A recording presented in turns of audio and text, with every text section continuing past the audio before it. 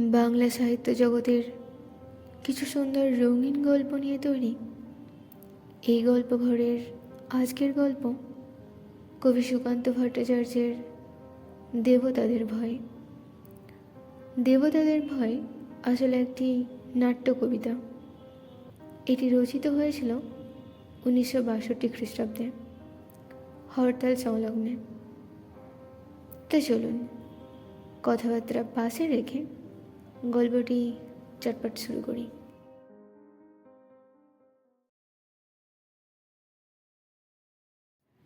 ইন্দ্র: কি ব্যাপার? ব্রহ্মা: আমারও তো কষ্টের ব্রহ্মাণ্ডটা বোধহয় ছাড়খাড় হয়ে গেল। হায় হায় হায় হায়। নারদ: মানুষের হাত থেকে স্বর্গের আর নিস্তার নেই মহারাজ, সর্বনাশ হয়ে গেছে। ইন্দ্র: বাজে বকবক না করে আসল ব্যাপারটা খুলে বলুন না, কি হয়েছে?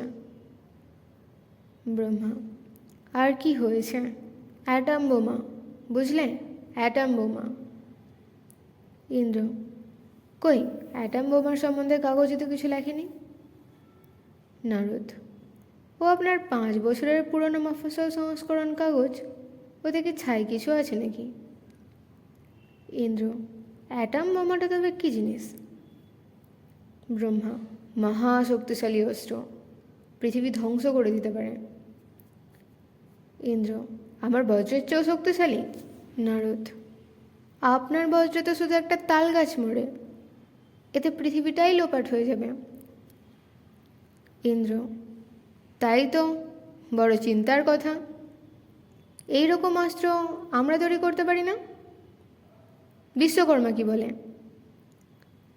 নারদ: বিশ্বকর্মা বলেছে তার সেকেলের মাল মশলার যন্ত্রপাতি দিয়ে ওসব করা যায় না। তাছাড়া সে যা মাইনে পায় তাতে অত খাটুনি পোষায়ও না। ইন্দ্র: তবে তো মুশকিল।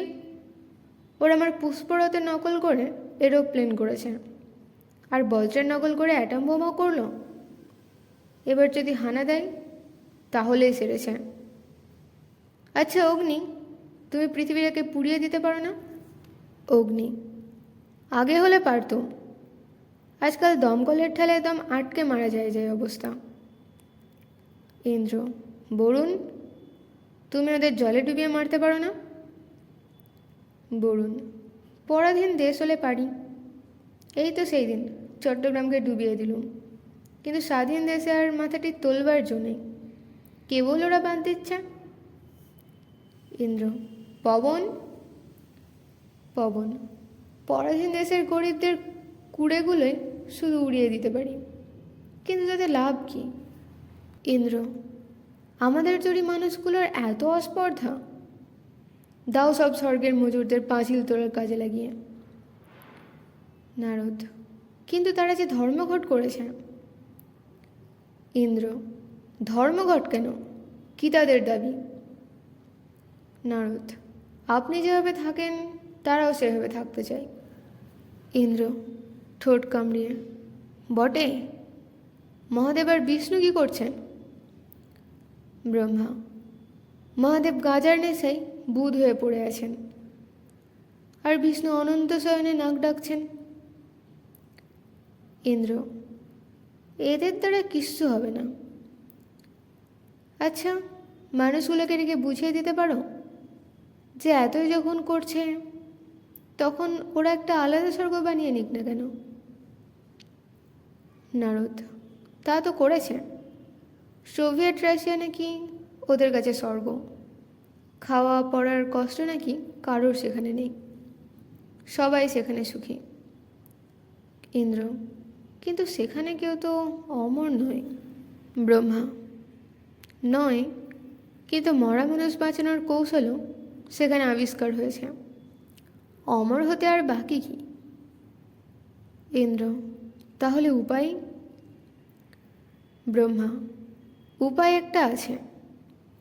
ওদের মধ্যে মারামারি কাটাকাটিটা যদি বজায় রাখা যায়, তাহলে ওরা নিজেদের মধ্যে ঝগড়া বিবাদ করে মারা পড়বে, আমরাও নিশ্চিন্ত হব। ইন্দ্র: তাহলে নারদ, তুমিই একমাত্র ভরসা। তুমি চলে যাও সডার্ন পৃথিবীতে। সেখানে লোকেদের, বিশেষ করে ছোট ছেলে মেয়েদের মধ্যে ঝগড়া বিবাদের বিষ ঢুকিয়ে দাও। তাহলেই তাহলেই আমাদের স্বর্গ মানুষের হাত থেকে বেঁচে যাবে। নারদ, তথাস্তু। আমার ঢেকিও তৈরি আছে।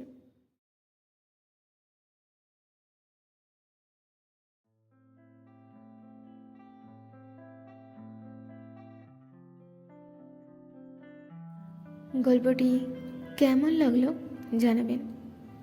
গল্পটি ভালো লেগে থাকলে লাইক ও কমেন্ট করতে ভুলবেন না।